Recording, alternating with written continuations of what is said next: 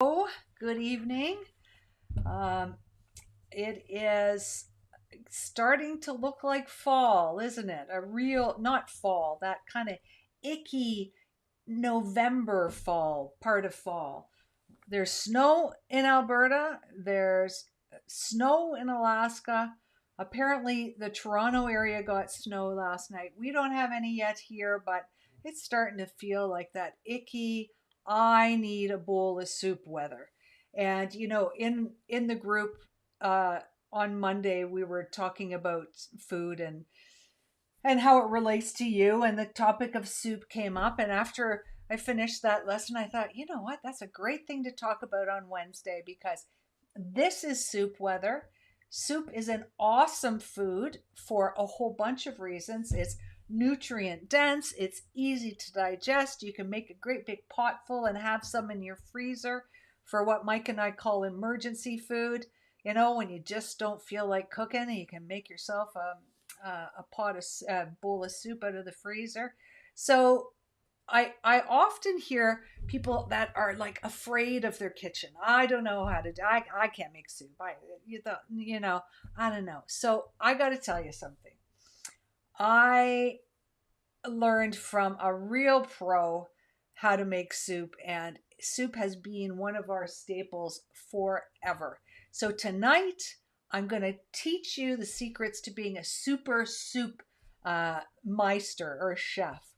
And we're going to talk about making a broth. We're going to talk about turning that broth into a great soup. And we're going to talk about making great pureed soups like you've never had them. And then a little bit of here and there tips and tricks. So the first thing I want to talk about is making a broth. And Kara was saying on the notice for tonight's talk, how do I make a good soup without tomatoes? And that's a really good question, because tomatoes are kind of a staple in soup, right? For making that rich flavor. Well, the secret to making soup without tomato is having a good broth, a good tasty broth. So let's start with that. So before we start putting anything in the pot, guess what we've been doing? We've been putting all of our vegetable bits in a bag in the freezer. So every time you cut the stump off of broccoli, or the stems off a bunch of parsley, or you've got a piece of onion that you've cut off, or stems from kale, that kind of stuff. It all goes into a bag in the freezer, and that's called your soup broth bag. And every time you go to make a soup broth, you bring that bag out and you just load up your soup pot on the stove. So first of all, a nice big soup pot. Secondly, you're going to put in those veggie bits. I also add like an extra onion, because I happen to like onion. And Kara, to you, are you kidding me? Is that Catherine Gray? Hi, Catherine. um, and to get a nice richness, Kara, to answer your question out about tomatoes, you can add dried mushrooms. And dried mushrooms are just a really great way to get that richness in that broth. So right there, you've got the fixins for a great vegetable broth. Oh, by the way, a super secret, put in a piece of seaweed in there. So it can be kombu, it can be wakame. Just throw it in there. You get a little bit of salty flavor from it. Plus, you get all the minerals that come with that food.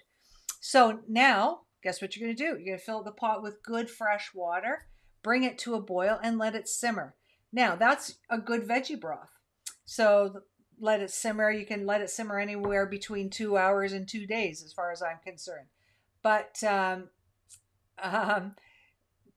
another thing you can do if you wanted to have a bone broth is you could put soup bones in that. So if you're a blood type A, you might want to use chicken bones or turkey bones or fish bones. If you're a blood type O, you can spring for the beef bones. And once again, let that simmer for days. Now we go to the butcher we go to. He saves us the chicken necks. Nobody knows how to eat chicken necks anymore. They're delicious. all those little joints with all that glucosamine in them. So we throw the chicken breasts in, or the chicken necks in our bone broth and make an awesome bone broth. So once again, you can let that cook for 2 hours, for 2 days. Once again, you just have to bring it to a hard boil once and then bring it back and simmer it. Then you strain it. And if you've got your bones in there, you can pick off any meat that might be on it. If you've just gone for the veggie broth, you're good to go. So you can do a number of things. You can freeze it so that you can either drink it later, or you can use it to make a soup later, or you could just make a great big pot of soup. So how do we make that broth into a pot of soup? Just add veggies. So you can make a great soup without thinking about it. You can chop carrots into it, chop onions into it, chop celery into it, chop parsley into it. You can roll up kale and cut it into ribbons and put ribbons of kale in there. There's another seaweed called arame, and arame is like very thin strips, so it kind of looks like noodles. It brings you all the goodness that sea vegetables bring you: good protein, good essential fatty acids, lots of minerals. If you can add anything you really want. If you want to add mushrooms to that, you can add mushrooms. What else would you add to? I don't do broccoli, only because broccoli kind of goes soggy. So I personally don't do it, but other people like that. But anyway, look and see what needs using up in your fridge. And then that's a good veggie soup. If you want to, you can add some wild rice to that, some brown rice, and so yummy. So that is a broth-based soup. So you've got your bone broth, you've got your you add vegetables and your meat off the bones, and you've got a great vegetable soup that is totally freezable. Okay. The second one, and this is one of my favorites, is a roasted vegetable soup. And you can do amazing things with roasted vegetable soups. And I discovered this one partially from a girlfriend of mine, partially from just being crazy, crazy lazy. And that is cookie sheet full of roasted vegetables. And I mean full. You might even want to put 2 cookie sheets in. I mean, we make huge batches of soup. So, because we always freeze some.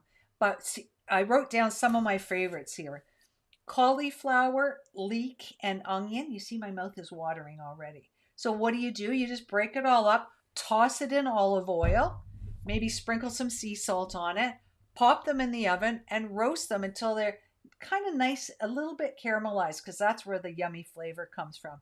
So cauliflower, leek, and onion. Cauliflower, onion, and mushroom is another yummy one. Broccoli, onion, and mushrooms is another great yummy one. And squash, onions, and carrots. So that was cauliflower, leek, and onion, cauliflower, onion, and mushroom, broccoli, onion, and mushroom, and squash, onion, and carrots. Yes, Kara. It's it keeps stalling. I've got a message here. It keeps stalling. You know what? We've got a pretty wicked windstorm happening out there. I'm wondering if that's it.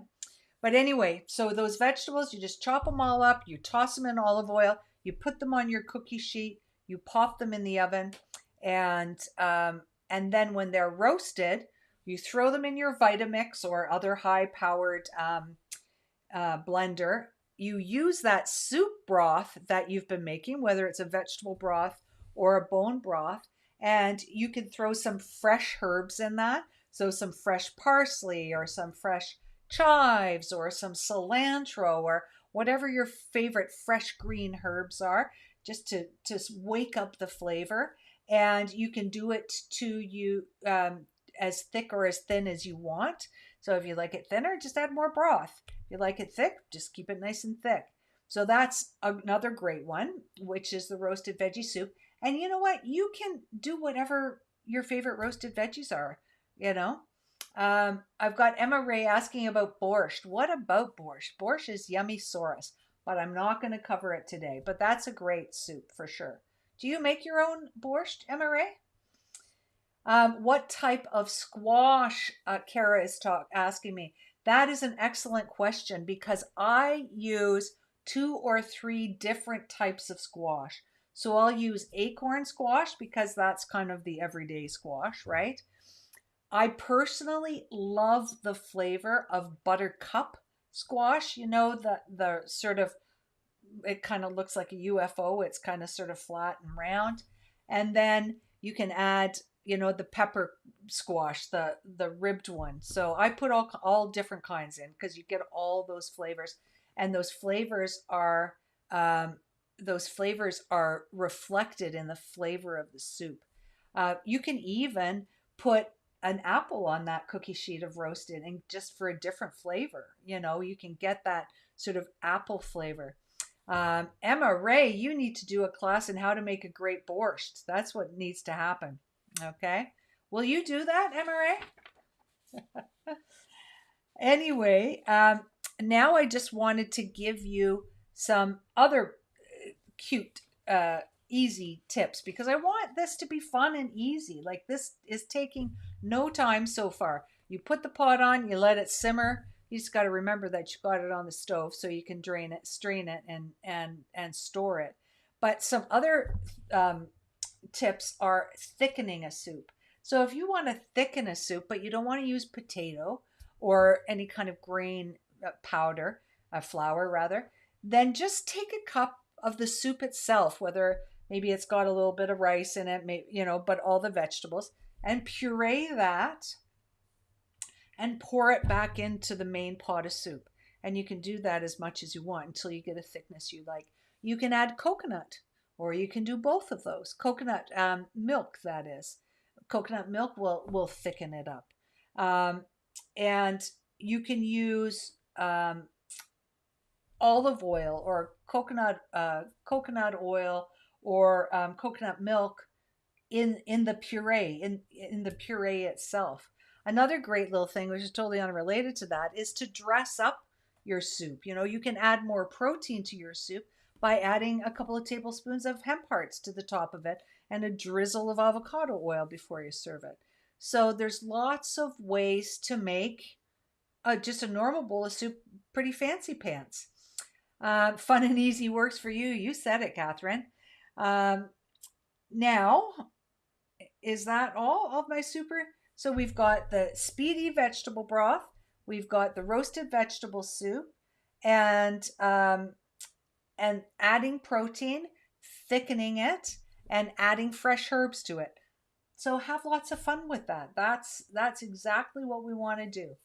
So let's see. Have we got any questions here, Mike? How has it been? Has it still been stalling, Kenshin? The borscht, which Emma Ray is going to teach us all. Hey, Tanis. Do you ever make nomato sauce? I have never heard of nomato sauce. Kara, are you going to give us a little insight as to what nomato sauce is? Mike, Google that, will you? Google that. Tomato with an N, nomato sauce. And there's Nancy. Hi, Nancy. Absolutely. Give them a try. You're absolutely welcome. It's carrots, beets, AIP. Gotcha. Okay. Carrots and beets. Yep. AIP. So, yep. That's great. So the AIP, of course, is the autoimmune paleo diet. So they've got a nomato sauce, Kara is telling us, which is made with carrots and beets. And I've heard of that combination to replace tomatoes before. But really, when you're making a really good, rich vegetable broth, I don't miss tomato in it. Do you miss tomato in it? No, me neither. The mushrooms really add a deep, rich flavor. But if you've got, remember that freezer bag full of vegetable bits, you just fill up that pot, throw in some seaweed, and let that simmer for a while. You're going to get a nice, rich broth. Another thing I do is I look around. I'm the greatest one for going, okay, what needs using up? It goes in the pot, right? So even things like, a stem of rosemary or, different herbs that can go right in the broth as well. Thyme is another good one to throw in the broth while you're making it. Thai soups with the coconut broths are so good. Yeah, I haven't either, Emma Ray, but it wouldn't be hard. Take a um, so this is me just making this up as I'm going here. But I would do almost equal parts coconut milk and broth, vegetable broth, to get that sort of Thai consistency. Does anybody else want to chime in on that? Has anybody else sort of made a Thai broth? Thai makes great, great soups with, lemongrass and bamboo sprouts and water chestnuts, and then you can throw some shrimp in if you want to, and cilantro, right? Um, and so what have we got here? Kara saying beets are so good. I always add tons of mushrooms. Yeah, tons of mushrooms. Mushrooms are so nice in the roasted and pureed soups as well. They give it that deep richness, that the same flavor that they give the broth, they lend to the pureed soups. Um, Great question. I think that might be Tanis asking that about seaweed. Do you? I don't see it yet. Oh, okay. So somebody is asking, do you eat the seaweed or toss it? I just toss it when I put it in the broth, but you can add the seaweed back in. Like I mentioned that arami seaweed, which is nice little sort of like little tiny noodles of seaweed, and they're so nice in a soup, and they add that seaweed goodness. But for example, wakame, actually, kombu or wakame, if you're you could put it into a pureed soup, no problem, because they would disappear and you would have all the nutrition from the seaweed in those in with the pureed vegetables. Um, will I be saving this? Yes, Marilyn. It gets posted right away afterwards. And Dennis. Yep, kombu is good. So kombu is a great seaweed. It does not dissolve. Wakame, which is just like it sounds, Wakame. It pretty much dissolves, especially as if you kind of crumble it into the pot. You know what I mean? And but kombu does not. It's more like a leathery piece, but it is great. You can throw the kombu especially into, like, if you're making quinoa, just throw a piece into that quinoa, and then you can take it out and chop it up and put it back into the quinoa with whatever you're making with it. Um, Marilyn, must be your connection. It's fine here. Okay, gotcha. So good to hear, Emma Ray. Thank you. Thanks for the feedback on the choppy. Oh, that's you. Okay. All I can think of is this windy weather. You know. So you're going to talk about soup for breakfast? Oh, and Mike's just challenged me. I love soup for breakfast. To me, soup is the breakfast of champions. So if you're looking for something to eat, I really feel that one of the biggest issues that we as a culture, the royal we, has with breakfast is that we think of it as this carby, starchy mess, the standard American diet breakfast, right? So once we get over that and start eating real food, our problem is that we see it as different from any other meal we eat. Starting to eat real food for breakfast will take your health, ratchet your health right up. So I have a girlfriend who's a vegetarian. I remember walking in on her one morning when I went to pick her up, and she was eating this gargantuan salad for breakfast. And of course, daughter of a beef farmer, I looked at her and I went, "What are you doing?" And this had to be 30, this is Tracy, 35 years ago. And she said, "Ugh." She said, "You just have to learn how to eat." Well, now salad is right up there for me as a fantastic breakfast food. So really, can be breakfast, lunch, or dinner. So making a nice big pot and getting some in the freezer makes, you know, means you never make poor food decisions because you've always got something right there. So there you go. That's my thoughts on soups. And I just think it's a wonderful time to be talking soup. As I look out the window here, it's affirmed again and again. So what did we make today? We made a great big pot of chicken neck soup. So we've got a big pot of soup that's going in the freezer. and I challenged my folks in the group, the 10 Weeks to Transform MS group, to make a soup this week. So I'm going to challenge y'all to do the same thing. So Take a picture of it. take a picture of it, post it in the group, let us know what you're making. As soon as we're finished off with ours, I'll do the same. And I'll see you next week.